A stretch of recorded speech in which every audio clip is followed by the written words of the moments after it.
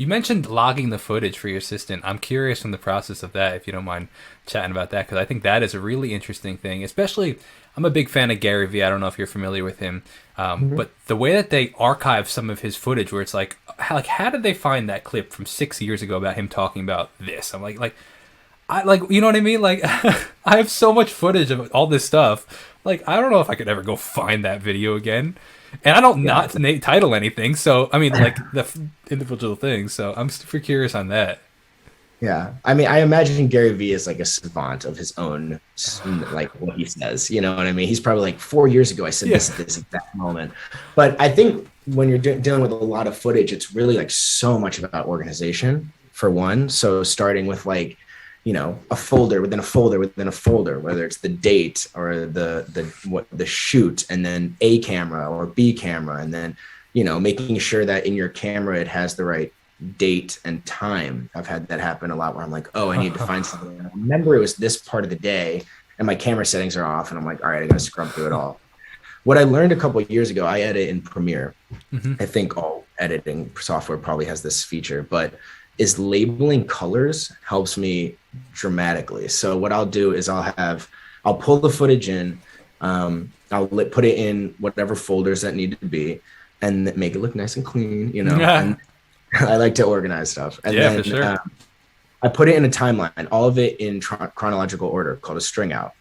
And what I'll do is I'll go through the string out. I usually scrub through it unless there's dialogue, then you got to listen.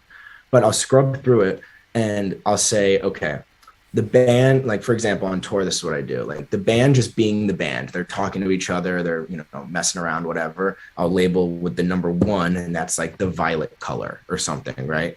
And then I'll go through and then be like, oh, this is just crew B-roll. That's number two, and that's the magenta color or whatever.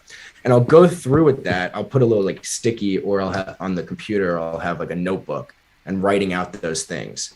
So then as I'm doing that, I'll put little marks, like press M for marker, Hmm. at least in Premiere, Yeah. at parts that are good, whether it's a good shot, someone's smiling, a good piece of dialogue, something being funny, anything that I might want to come back to.